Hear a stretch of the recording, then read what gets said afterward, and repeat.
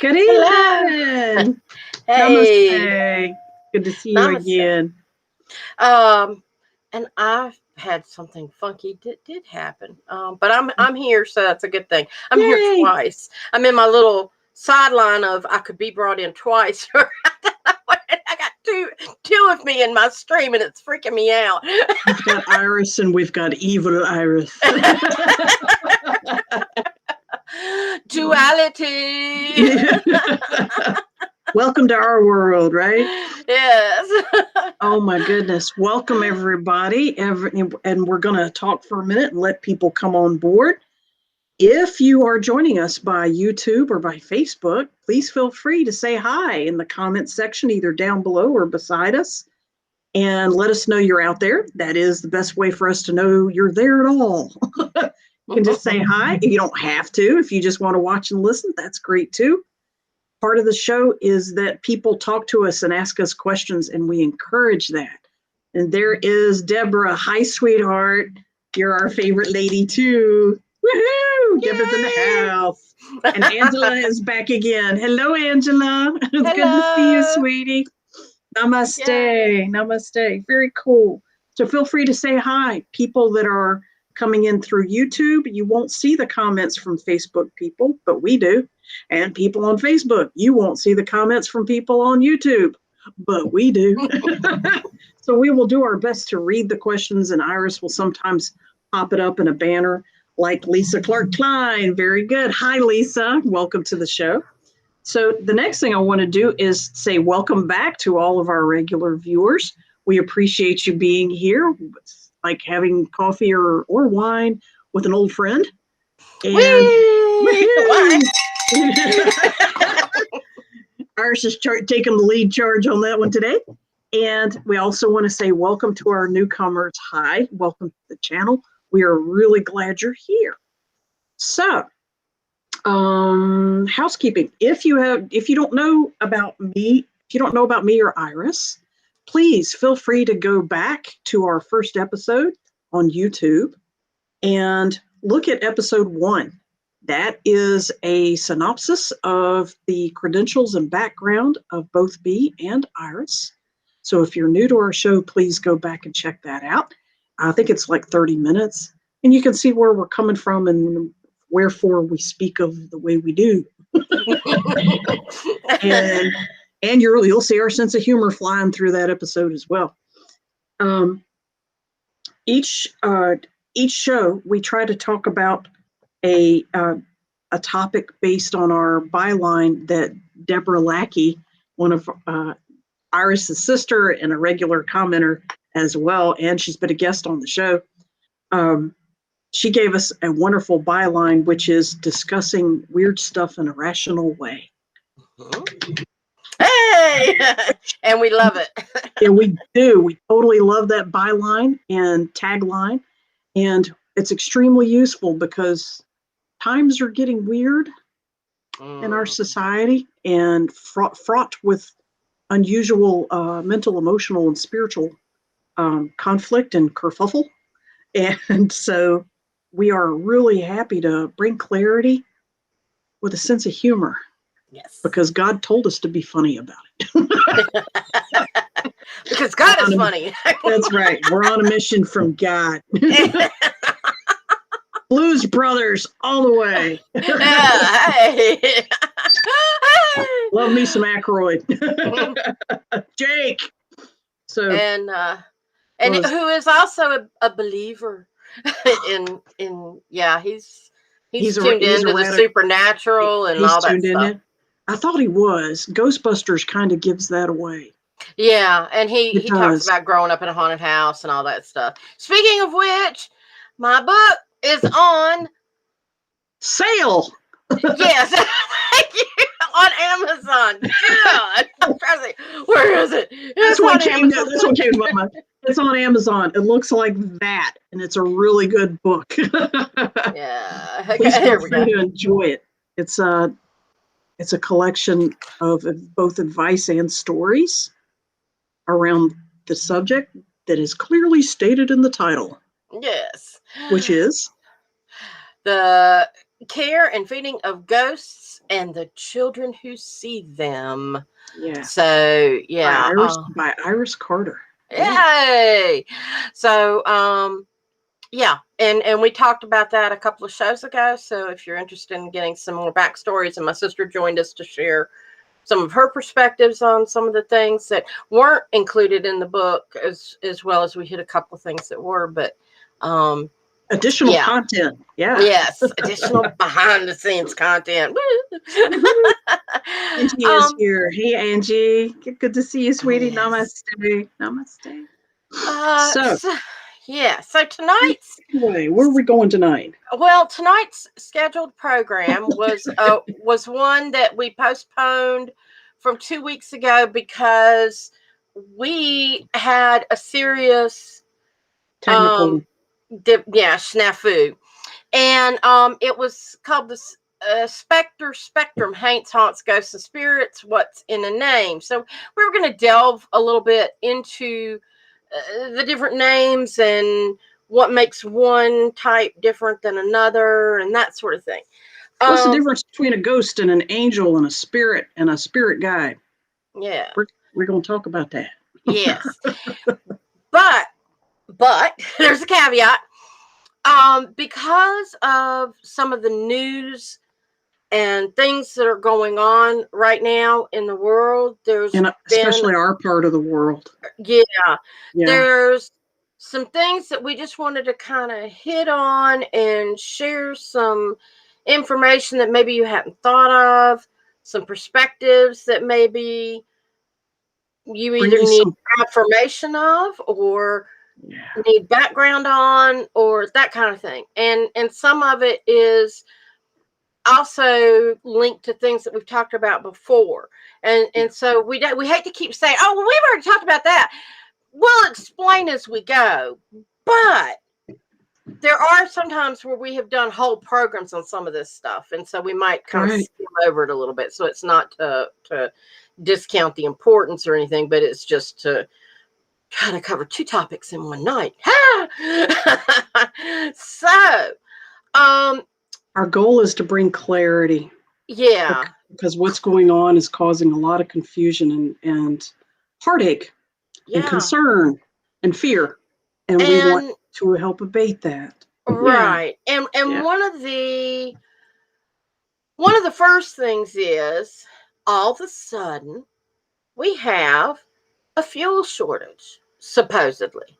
In the Southeast. In the Southeast. And that is because in the news, Colonial Pipeline is a huge pipeline that goes all the way up and down the East Coast. I think it goes from Pennsylvania down to Louisiana, I think. It goes further. It goes all the way to Texas. To Texas. Okay.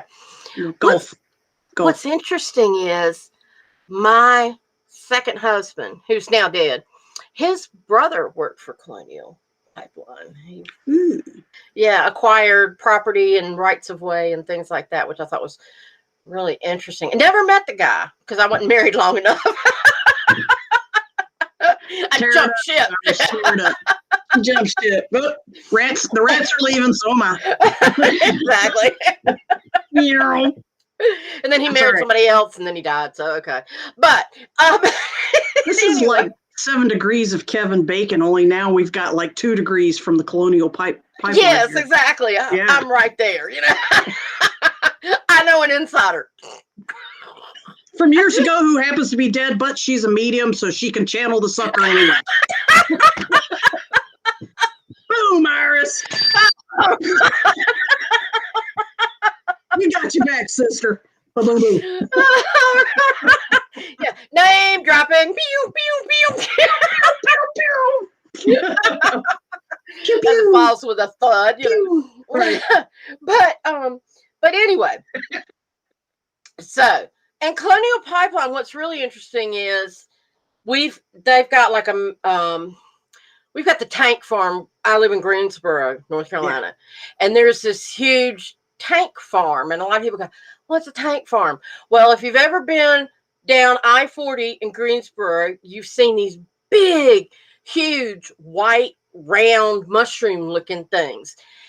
They almost look like water tanks, but they're real short. Yeah, and those are tanks for the major pipelines that run through our area. And I remember years ago, I don't know what the situation is now, but Greensboro was like on the top 10 list for potential wartime targets. Strike. We were in the top. We were in the top 10, right up there with New York City and DC. Yeah, because of that. Because of that. And it would destroy so much of the fuel pipeline, shipping, and as well as blow up a big major metropolis area and an airport. Yeah, that's true too. Yeah. So anyway, the Colonial Pipeline has a bunch of tanks out there. The pipeline runs through Greensboro, up and down the East Coast. They were hacked by the computer system. Was hacked by a Russian computer. Yeah, yes, the whole area. Angie says the whole area went on major lockdown on 9/11. Yes, exactly. Deborah lives on the West Coast, and she says we are having gas lines here in Pacific Northwest also, but we don't think it's a shortage attributed, but instead of hoarding, kind of like the toilet paper panic of last year. Yes, that analogy is showing up over and over. Yes, exactly. And so, and I'm sorry, I'm turning on a fan in here. I'm drinking wine and I'm getting hot, and I'm getting the vapors. Do you know what that means? It's so funny. Most people don't know what that actually means. I just know. Well, I know that it's like because it means you've got gas. Oh, okay. Well, I always thought it was from the not being able to breathe because of the corsets and stuff. And I know. You have vapors inside your body. It means you need to fart. It was a ladylike way of saying, "Excuse me, I've got the vapors," and for her to go in another room. Oh, isn't that interesting? Yeah, okay. Most people don't know what the vapors is gas. If I raise up off my chair, you know why. Yeah, she's got retro jets going there. All right. So anyway. They get hacked, and so then, and the thing is, Colonial has said, we'll get it fixed. They're acting like it's not a big deal, which, I mean, granted, what's a major corporation going to do? They're going to go, we're fucked. No, they're not going to do that. Holy shit, we're screwed. Yeah. And they would be. Yeah, they would be. Panic. But they panic. So they're not. But they're not panicked. But for some reason, there's speculation that there could be gas shortages because of this. And so people, just like whatever started the toilet paper wars, now there's a run on gas. Speaking of vapors. And and toilet paper. Run on gas and toilet paper. Speaking of vapor, oh man, this show is going in the toilet. So what does that mean? It means it's all shit. Can you see the theme here, folks? That this is a bunch of shit. Yeah. Yeah. We're here to reassure you. Have you guys heard the term "wag the dog," or the name of the movie that was called that? If you have, please write bark or bow wow in the comment section. Okay? Give us your best bark, yow yow on the yow yow. Oh, that's Chinese or Japanese barking. But why do dogs bark differently in Japanese than in America? I don't know why. And it's ow ow. I think in Chinese, and yow yow in Japanese. It's just that's how a human hears it. But dogs don't say ow ow, but the dogs don't write the words either. It's the humans writing the onomatopoeia. But a Japanese person you would think hears a sound yow, is a sound. Japanese person hears yow yow. We hear the B sound. We hear bow wow. Yeah, that's just how it's a linguistic thing. So you can growl, guys, if you want. Type and let us know you know what wag the dog is. If you don't know what wag the dog is, Iris, can you jump on to explaining that? You said you found a great explanation of what is wag the dog. Yes. Literally, by Give me definition? just a second. And Because yes, it gives a lot of clarity to what's really going on, or yes. at least the popular theory about what's really going on. Sidebar, none of us will really know the truth until after it's happened and you have done a bunch of research, right? That's the wise way to go. Do a bunch of research. But we would like to give some more clarity so that you guys can have a little bit of a step up on the situation and not have to wait until the end. I have to say, I have to show it to you if I'm going to show it to you. So she wants to show us. Okay. Good. Yeah. Thank you. All right. Deborah's barking. That's good. Oof, yes. Oh, she does arf. Forget the B's and the O's and the W's. She's into the A's. Good job. All right. The history of Wag the Dog. It talks about it's an idiom that usually refers to something important or powerful being controlled by something less so. Or it goes on and says, it can be the opposite. In other words, you've got this major front thing, representation that's being controlled by the tail. Superfluous military action in order to you went away in order to distract from a domestic scandal. Yes. Does that sound familiar, people? Domestic scandal. Gee, yeah. do we have some of those going on right now? Yes, we do. Yes, we do. Across the board. Yeah. And then there's been films, and even now, politicians refer to it as a wag the dog type thing. It's become such a thing that they can refer to it as that. The idiom has actually become, a standard expression in the English language. Right. Right. And people have come into question, are we watching them wag the dog? And then, does it go further? No. But although it was initially applied to Clinton, the military action to distract from domestic scandal has been too useful to leave and has been applied to every subsequent president. And that, if you have ever seen the movie Wag the Dog, starring Dustin Hoffman, right? Yeah, then, and isn't that the one with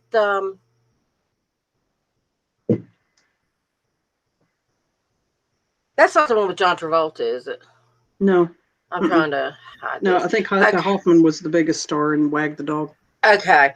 Yeah. But anyway. But it was right around that same Clinton administration stuff. Right, yeah.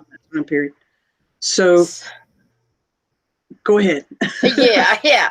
So, all right. So when you see, be smart, keep your tank full, but know that this too shall pass, and that there's not really justification. I also looked on rattle off the facts we talked about that you listed about why there would be a surplus right now and not a dearth.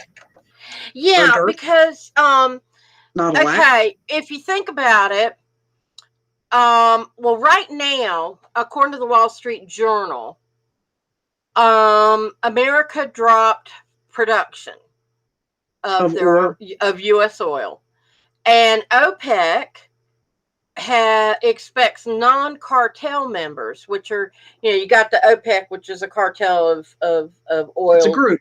Yeah. And then you've got other people that are outside the group, but that contribute to the world oil, like Canada and some other people. And they said that they're expecting the non-cartel members to increase from 200,000 to 700,000 barrels a day in production. But I was questioning why, because in last year, since the shutdown, there have been fewer flights. People aren't driving as much because they're staying home and working. You can't travel anywhere. There's not the big vehicles and trains and all that stuff. Trucking industry has been hit hard. All the people that use fuel are not using it as much, and that is worldwide. Pollution dropped because there was such a huge decrease in emissions from traveling. Right. I mean, they said worldwide, skies were clearing up and all this stuff. Water's clearing up, everything. Yeah. And yes, we're trying to creep back to normal, but worldwide, that's not happening. I mean, look at India's going through crises right now with trying to keep people healthy or whatever they're doing over there. Or at least that's what we're being told. But with less travel and it still going on, we're going to have less oil and gas use. And there is a website that... Which means we have a surplus of oil coming into 2021. Right. And what I'm seeing overall, according to the EAI, which is, I don't remember what it stands for, but it's EIA.gov.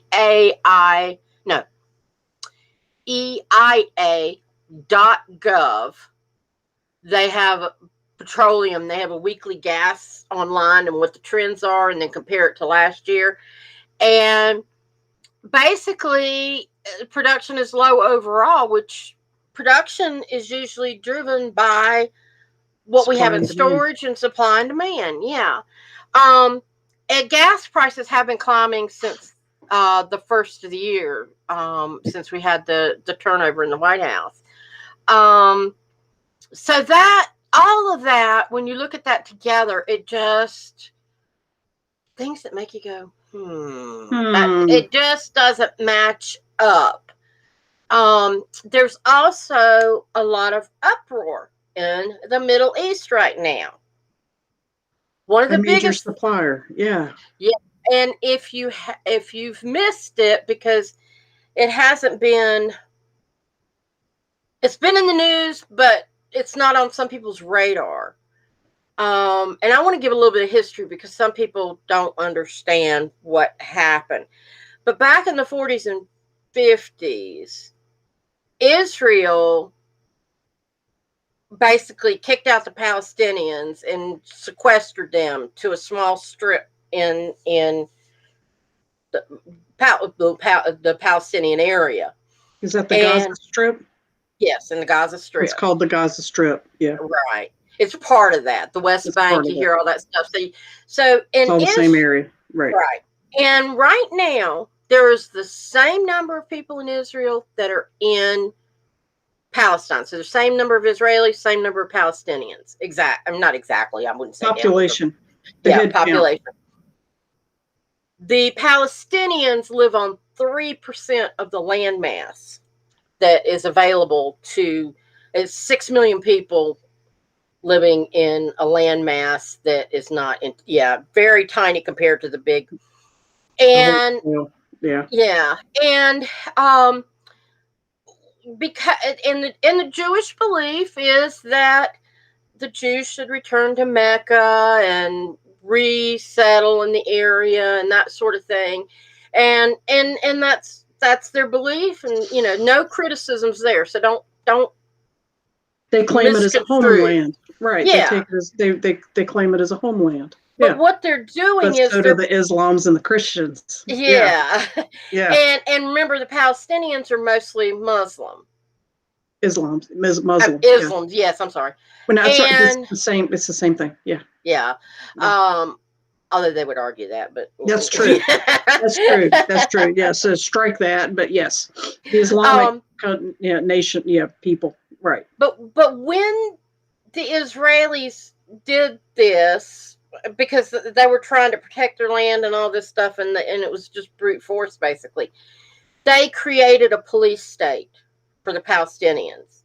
Palestinians are surrounded by Israeli troops all the time, and the Israeli troops go through Palestine. They check, there's border crossings and certain road crossings, certain areas that they can't go to, and they check IDs, and they will harass anybody that's not Israeli. And I know that because I know somebody that lived there for a while that was American, an American Quaker that was teaching there. And some higher up in the military or something gave him a phone number and said, if you ever have any trouble, we know you're going to be teaching in this area. If you ever have any trouble, call me. And sure enough, he was being harassed at the border one time, and He called the guy, and in about 5 minutes, they came up to him and said, okay, you can go. But they were not going to let him through the border. There's lots of, I mean, they're living in squalor, basically, in this little area in Palestine. And the Israelis at any time can shut off food and water coming in from either across the land borders or from the sea, because they have access to cut off the docks and everything. And then the flip side is, or what the other side of the story is, there's two factions of Islam in Palestine, and the Hamas, I believe, is the one that they consider more radical. But the Hamas has basically taken over the government and the ruling of the Palestinian area, and they're more trigger happy. But you also have to realize that this has been going on for 75 years, that they've been living in a concentration camp. Right.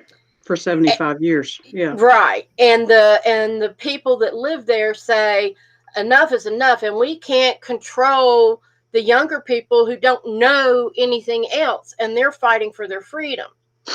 But when you're born you and hear raised about in a prison camp, it does tend to make you a little militant, angry, revengeful, and uncontrollable. Yeah. Yes.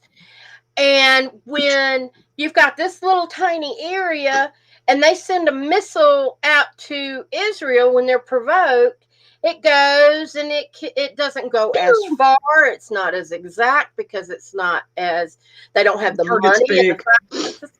The target's too big. Yeah. It's a huge target, and they hit, and they generally don't hit any populated areas, generally.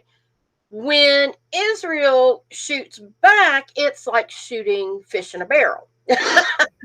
And wherever they hit, they're going to hit civilians. Now, Israel will say, well, they're using schools as places to hide. Well, sometimes you got to survive. We use schools for shelters. You got 97% shooting at 3%. They're always going to hit something. Yeah. And so you've got this fighting going on. Well, finally, they've been fighting this battle for years and trying to get recognition, going, the Palestinians are going, we are being systematically weeded out, and genocide. So, this week, just a couple of days ago, the Human Rights Watch, HRW, they kind of patrol things and see what's going on and make rulings that then other branches of the world policing can take care of. And they said Israel is committing genocide and apartheid crimes against humanity in association with the Palestinians. And they are now going to, Israel government is now going to be tried by the World Court for apartheid and crimes against humanity. So you've got that kerfuffle going on over there, which whenever something goes wrong in the Middle East, immediately everybody goes, oil! Save the oil! Save the oil! And so that's contributing to it. To the panic. That also brings up, I thank Margot for sharing. We have talked about before, there are 6. Show the other one. Okay. Please. We'll go to this one to explain a little bit more. Yeah.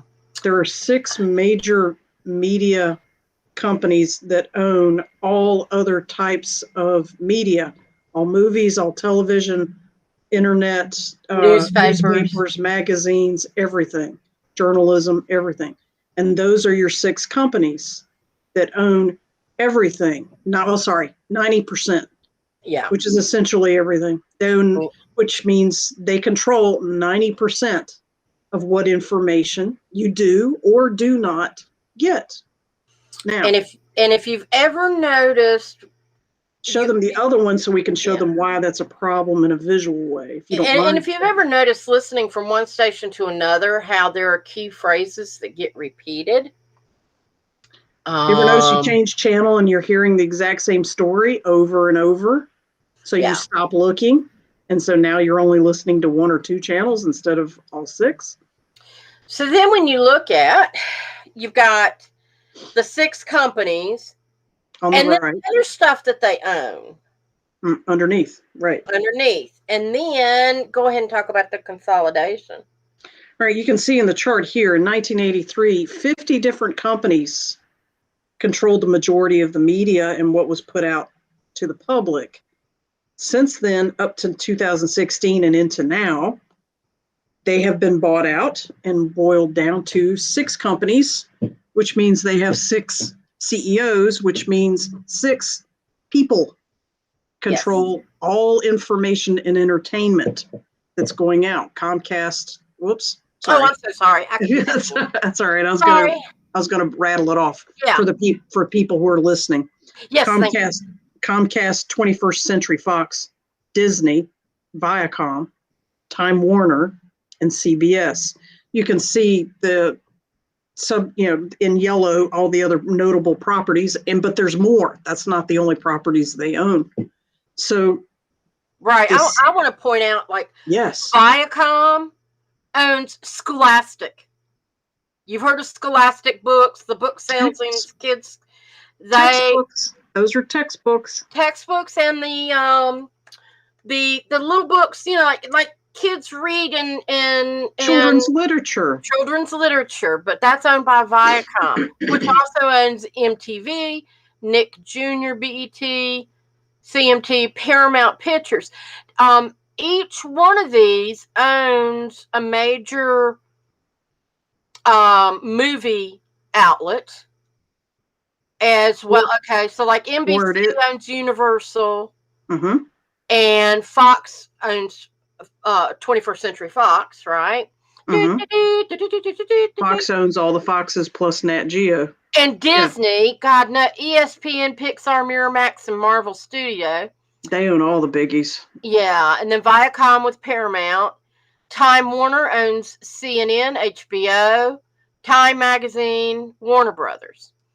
And then CBS owns Showtime, the Smithsonian Channel, NFL, Jeopardy, and 60 Minutes. So, and that's just a few of the things that they own. Those are the top. Yeah, those are the top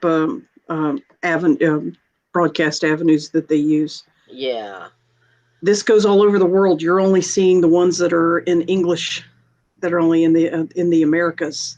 They also own everything else all over the world in other languages.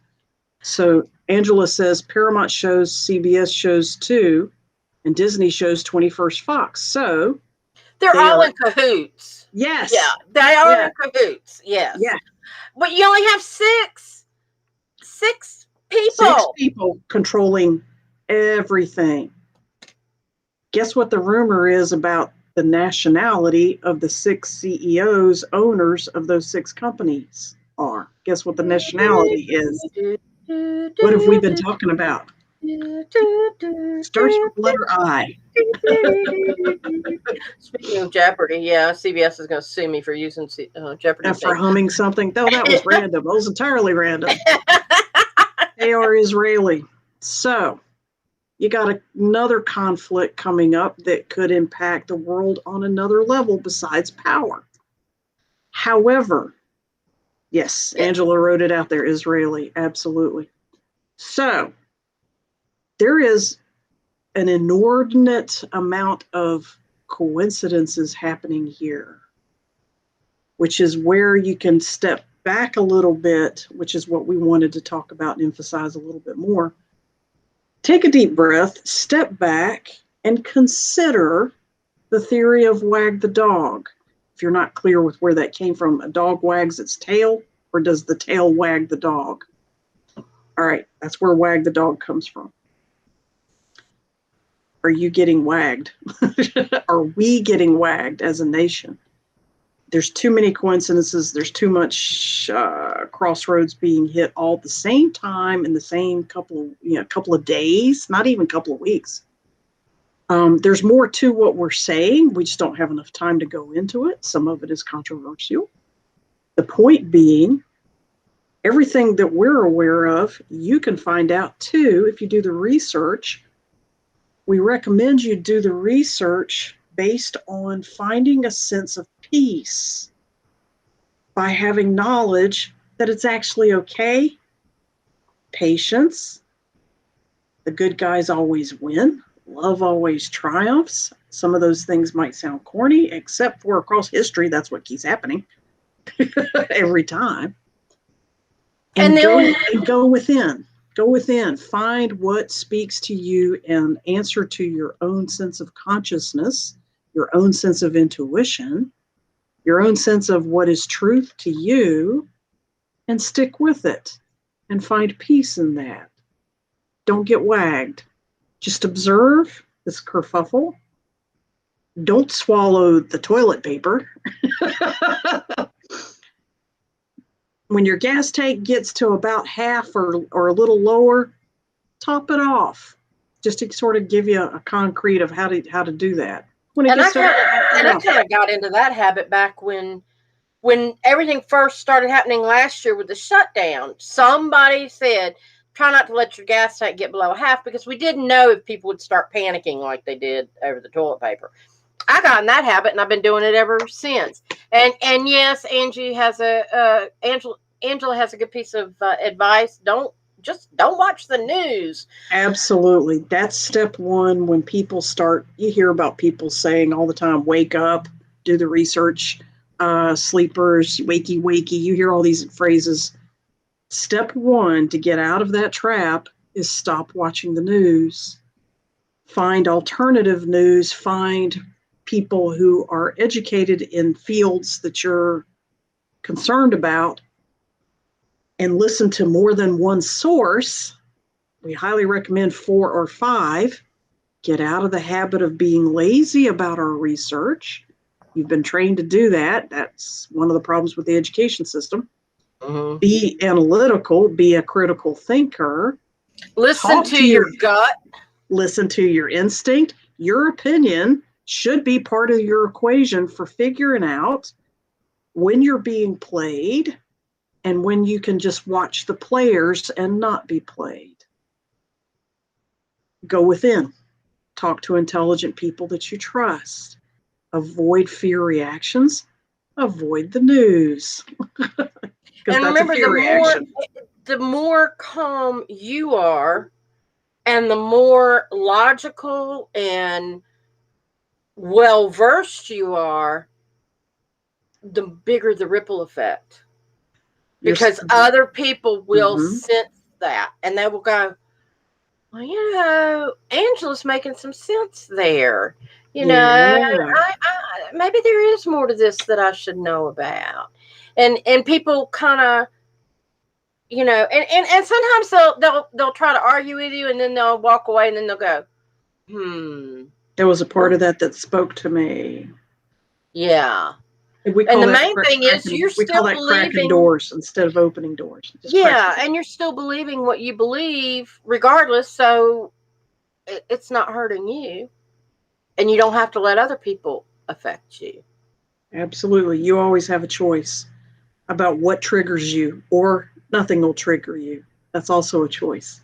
Yes. If you want to look more into that, check out the phrase cognitive dissonance. Find out what that means and see if you're subject to that, if you're subjecting yourself to that as well. It's fascinating. Yes. It's fascinating. So, Iris, is there anything else we need to cover, or you feel like we need to add to this before we switch back to our topic? Original topic? Ask the audience. Guys, is there anything else y'all want to know? You ready for us to move on? You're good with the... Are you ready to move us on to ghosts and ghosts and angels and saints and spirits? Or yeah. do you have a question? Or do you have a question? We know it takes a minute for you guys to type it in there. Yep, both Deborah and Angela spoke. Deborah says the powers that be are doing everything they can to suppress the truth. Look how social media deletes accounts for saying things that go against the grain. Yes, we are now in one of Margot's favorite words. Censorship! Woo! I hate censorship. I hate it. And Deborah says, so it's a challenge to find the truth, but it can be done. Yes.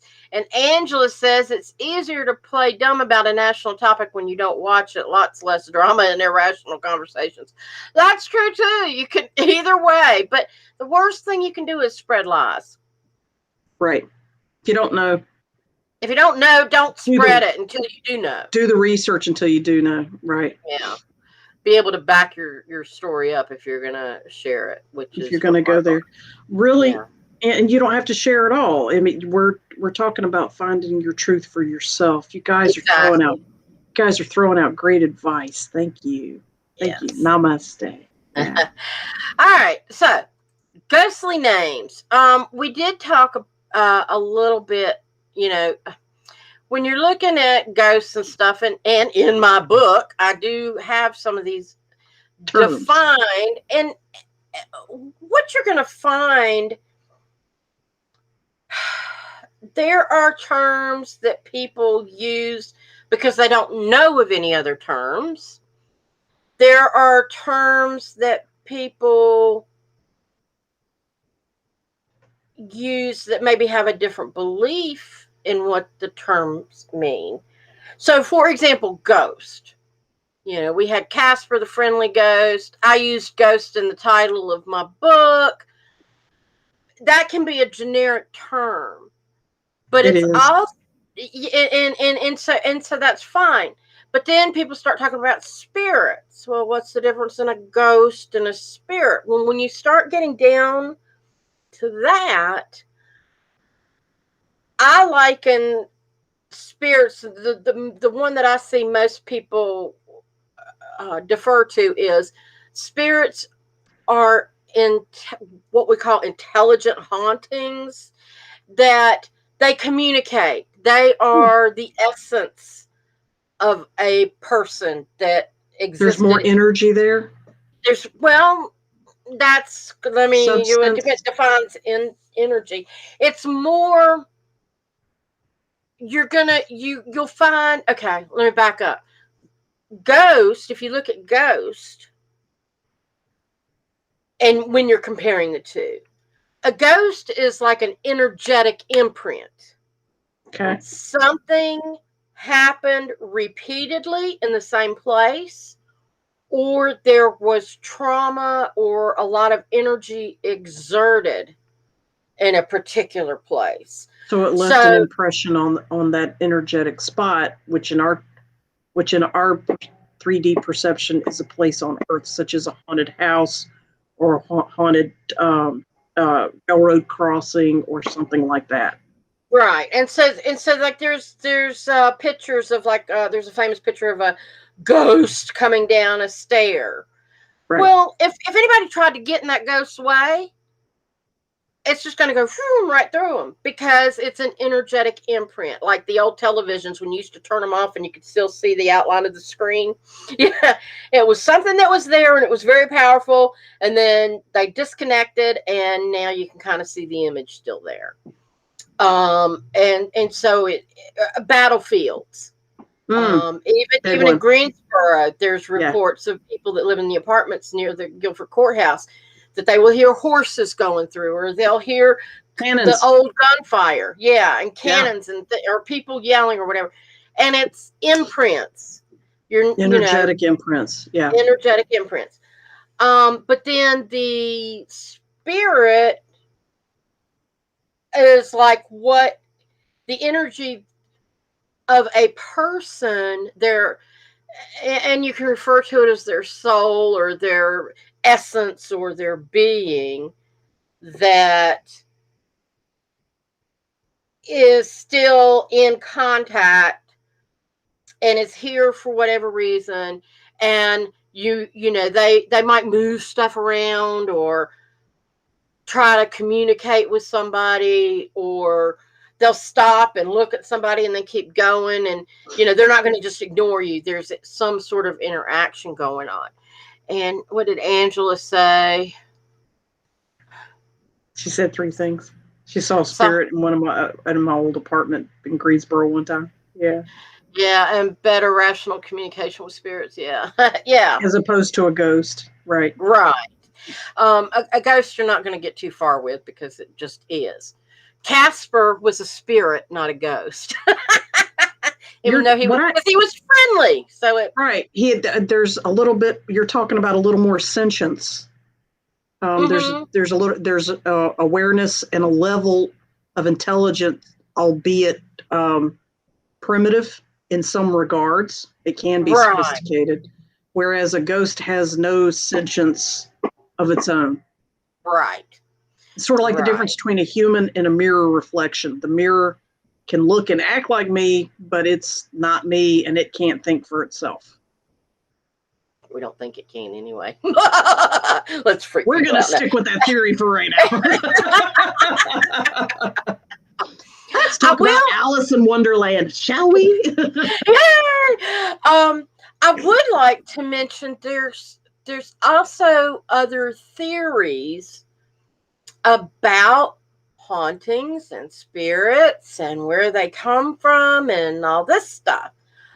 One is, we've talked about timelines in quantum physics and things like that. Right. If you've got there are certain areas where the veil's thinner. I mean, if you think about little divisions, like in an emergency room where they have curtains drawn to separate the beds. Triage.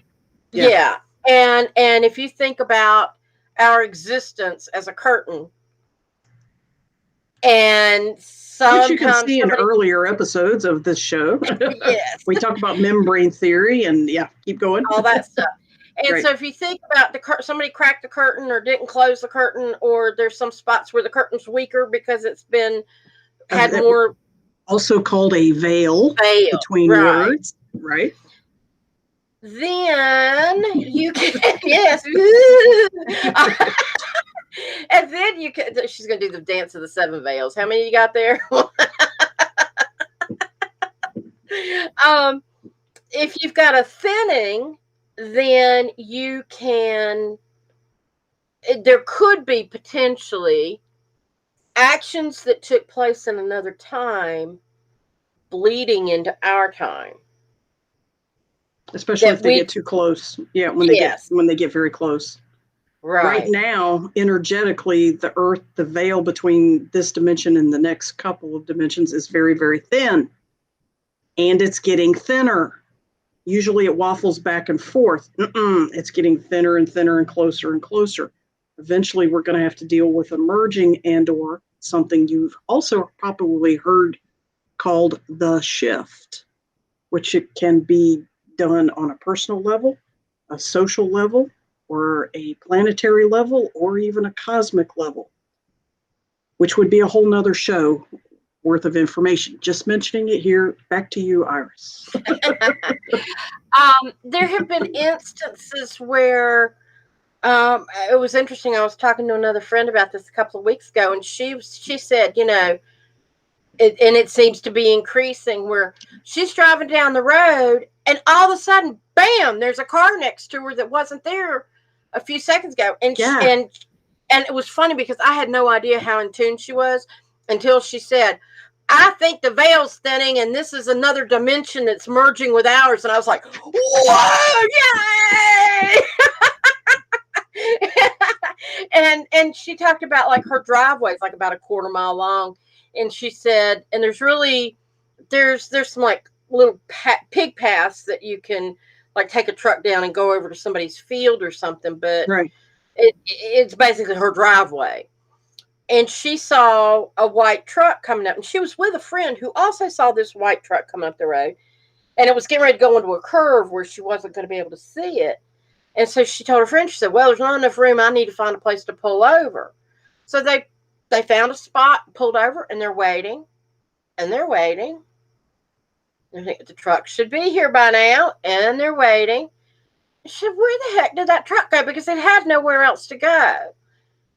So she gets back on the road and goes, and the white truck was nowhere to be seen. And she said, we both saw it. And she just has no doubt that it was a convergence of timelines or something. I haven't had a chance to tell you, David and I hit a deer that materialized out of nowhere in the middle of the highway. And that was probably about 4 or 5 months ago.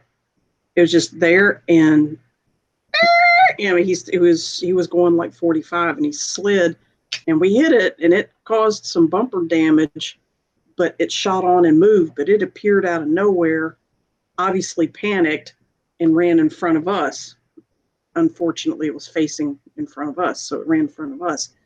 And we stopped, we turned around, we went looking for it. Nothing. And we were both like, did you see it coming? Could you, from the other? No, it just went boom and appeared.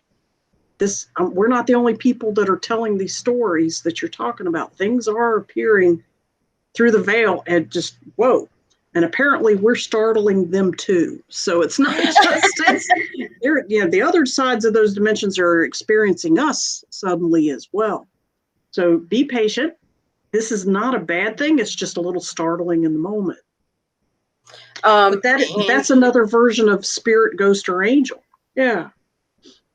Yeah, cars appeared out. Angela says cars appeared out of nowhere like 3 times these past couple of weeks, like almost causing accidents. It was crazy. Yes. Yeah. So be aware.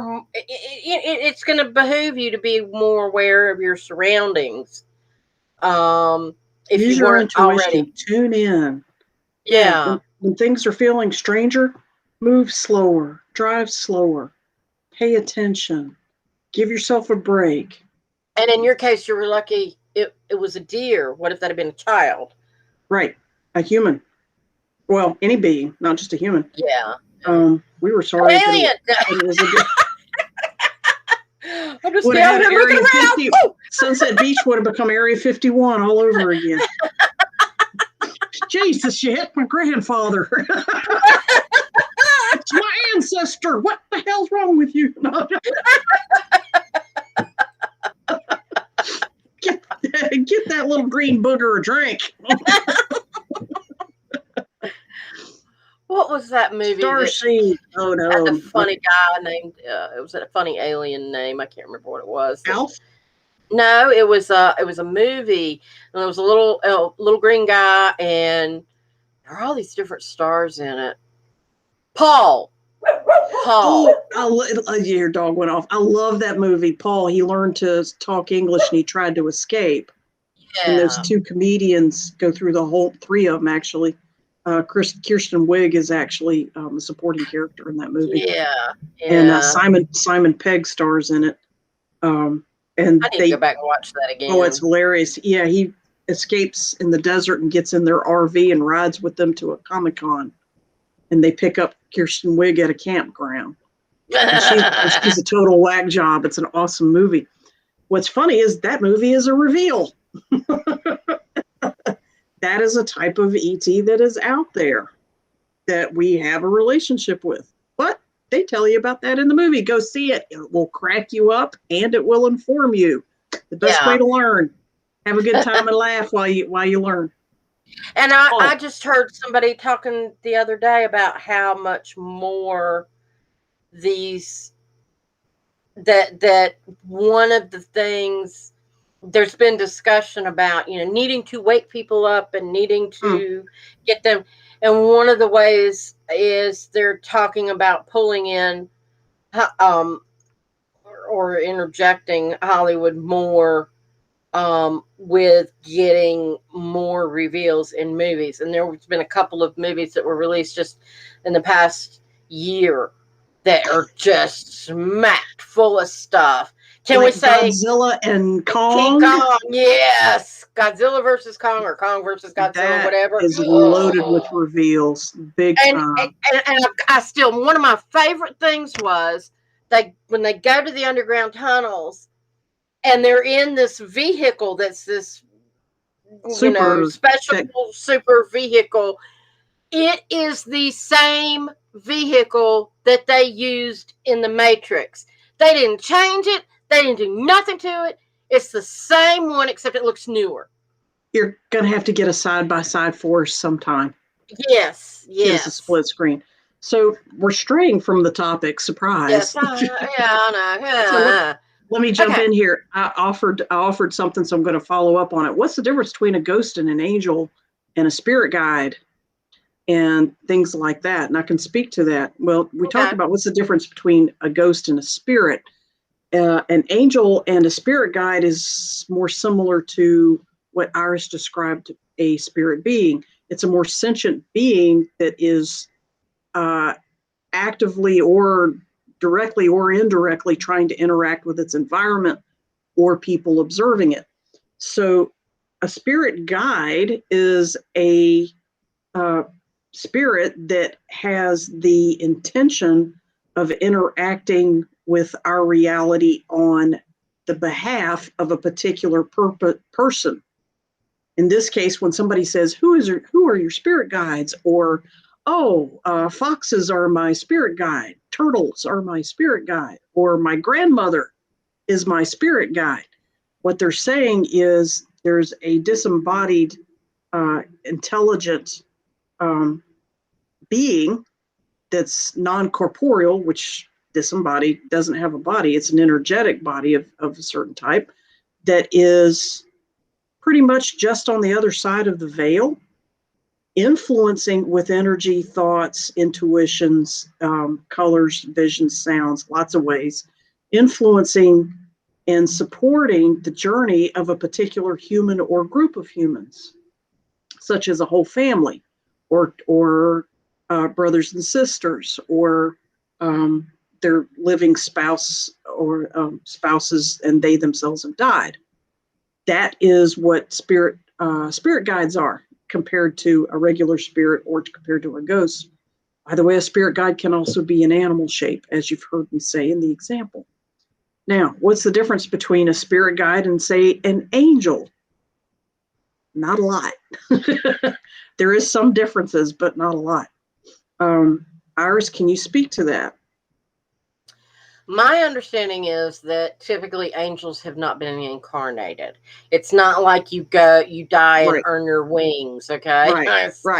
That's Hollywood. Sorry, kid in the Christmas movie. No. It's a Wonderful Life, right? Yeah, Clarence might have been an angel, but he hadn't been a person if he was. Yeah. And he probably already had his wings. Yeah. One exception, Metatron was one of the few that has experienced a human life. I did not know that. According to profiles, that's one thing that's unique about him. Is he's the youngest archangel, but he's also the only one that has been in a human life. Metatron. I always like that Metatron's. Yeah, he's up there with Michael. yeah. I'm not that kind of angel. He's cool. He ain't that kind of angel. We'd like to party with Michael and Metatron if we could, please. Yes. Let's manifest that. Throw back a couple of beers and throw back a couple of spiritual spirits. Yeah.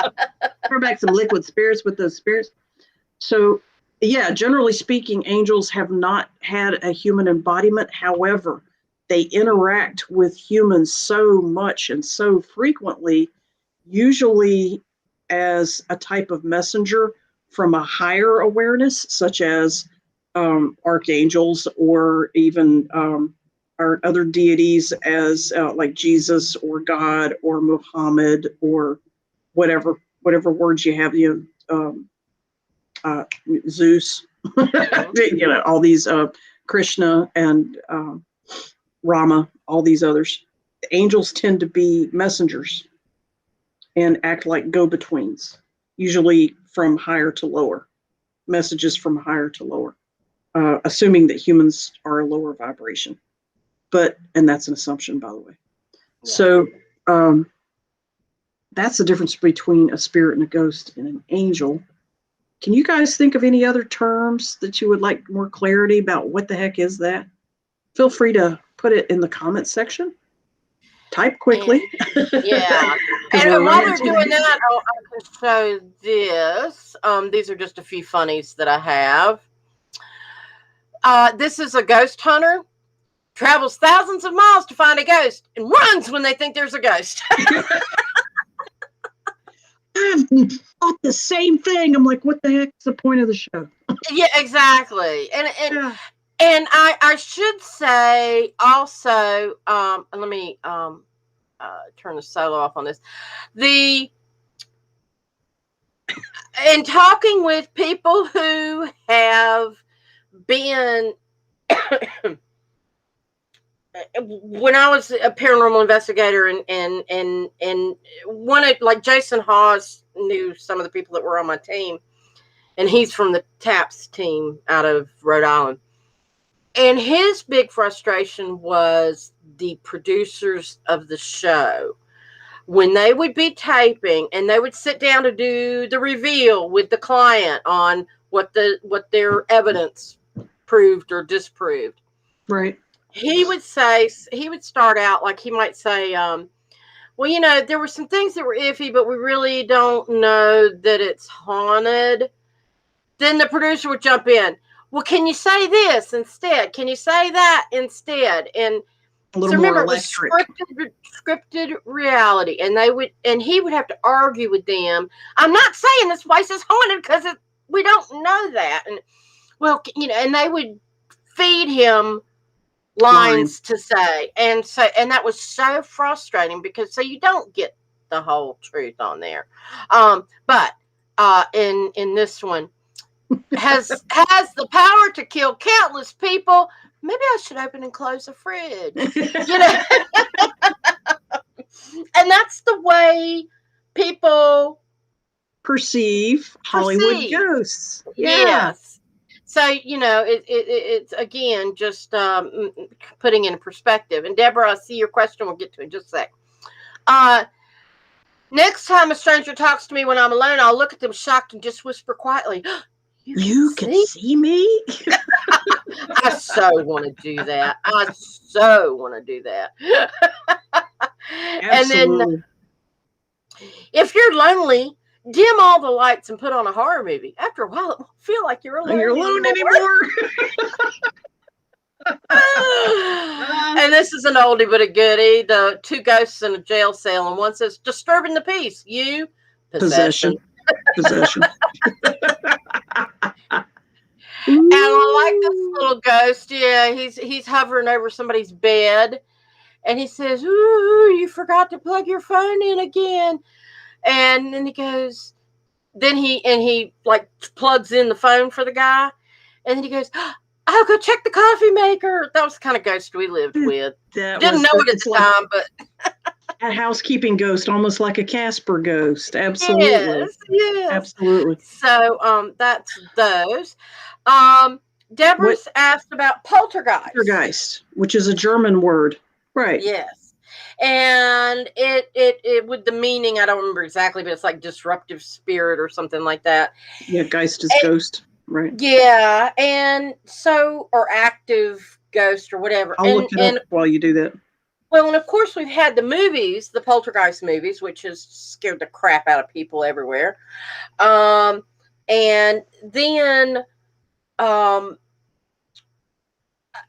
for a while, it seemed like it was attributed to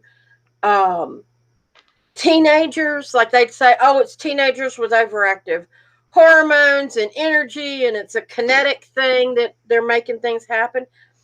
And then people, if people had dishes flying across the room or whatever, they would attribute.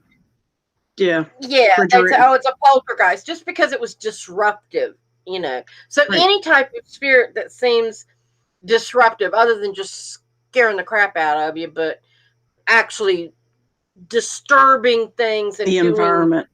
damage, then that That's would be a poltergeist. a poltergeist. Polter means rumble. Rumble. A rumble Are ghost. You ready to rumble?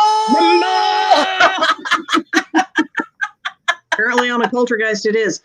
Poltergeists can show up in airplanes, vehicles, houses, museums, theaters. They can show up anywhere. And they tend to do it for their own entertainment. They almost always are not trying to really achieve anything except for to amuse themselves, which also makes them easy to dismiss. Yeah, because they are not powerful past that point. They can be impressive. That's all. If I were to encounter somebody who said they had a poltergeist, I would start ticking off the facts. You know, do you have young, energetic, and perhaps despondent teenagers in the house? That attracts them. That it attracts them, and or the kinetic energy can be given off by the teen themselves. How bad is it? What's really happening? What did you have something, or you just? No, you're keep going because you're describing a famous movie plot, but keep going. Yeah, and then how bad is it? Is it injuring people? Is it are all the activities happening around one person, or is it being witnessed by the whole household? Is it crossing over into demonic? Which, again, all of this stuff, there's no reason to be afraid. Nothing. Sounds trite, but nothing can hurt you unless you without your permission. Without you giving it permission. Now, what happens is some people are subconsciously giving entities permission when they say, because, and I have found, I dealt with a guy who was, I won't say he was possessed. He had an attachment. We got it detached, but I couldn't get it to go away because it brought him confidence. It spoke things to him that reinforced, where he felt shy and it gave him power. Retreated. He felt more empowered. He felt empowered, right? Yeah, and so until he was ready to get rid of, that and recognize that he could be empowered without it, it wasn't moving. So, and then he was able to handle it better, but he wasn't ready to get rid of it. He wasn't ready to get rid of it. Yeah, and I've met lots of people who like the drama of having a ghost or spirit or demon or whatever. Let me guess, they enjoy friends that do that to them too. Lots of drama. Yeah. And energy as well. The ones that are, oh my God, oh my God, oh my God. Yeah, panic. Yeah. Trigger. You're describing a major character in the movie Fantastic Beasts. Oh. You were describing what they called an obscurus. Oh. Which comes from sullen, angry, repressed, magical children that are not in the movie. They're not allowed to express their true magical selves, so it turns inward and it blasts out and does vicious, angry, destructive things, including killing other people when it gets really frustrated. And it's always an angst-filled teenager, or in the movie, child who becomes a teenager, becomes the main part of the crux, and they called it an obscurus. And you described it as, it's like a poltergeist on steroids. Yeah. And Angela says, reveal. Everything that J.K. Rowling has ever written is a reveal. Did she write that one? Yes. J.K. Rowling, yeah. Everything Harry Potter. Every bit of it. Some of it's symbolic, but it's a reveal. Yeah. So anyway. Yeah. We are at an hour and 10 minutes now. So it is time to wrap things up, and I know we covered a lot today, but hopefully it was of interest and people seem to Useful. stick with us. And Yeah. and Thank next, you. yes, Next and week. next week I haven't done a flyer for it yet, and I should have. That's all right. Fireflies, and Fireflies. Fireflies and other fetishes. What's the that's it. problem? Yes, Fireflies and other and other fetishes. fetishes. So what's the problem? We're going to talk about sexual deviation. We're going to talk about it in a PG-13 kind of way, but maybe. Oh, damn, take away all my fun. Caveat, in a kind of way. Kind of, not exactly. Creeping up to R. We'll read the room and see how it feels, but we found some interesting fetishes, starting with what is a firefly. Tune in next week and we'll talk about it. We'll tell you. Yeah. So, awesome. Appreciate it's everybody not what you being think it here. Is. Yeah. It's not a lightning bug. It's not a lightning bug, and it has nothing to do with cigarette lighters and candles. Nope. Something else altogether. It's really cool. So come and play. Come and listen and learn. Have some laughs with us. Yes. Yeah. Yeah. Be thinking about what's your favorite fetish to talk about. Oh, ask a question for a friend. Remember, it's acceptance. A lot of this ties into acceptance. So we're gonna tie the strings and reveal a lot next week. Acceptance of others, no judgment. Yeah, that's a good habit to get into. We love you guys. Thank you. Have a good night. Good night. Thank you for joining The Eyes of Indigo with Iris Carter and Margot Ross Sears. Music is Arcadia by Kevin MacLeod of Incomptech.com, licensed under Creative Commons. Visit our Facebook page for broadcast details, www.facebook.com/eyesofindigo. Show is copyrighted 2021 by Iris Carter and Margot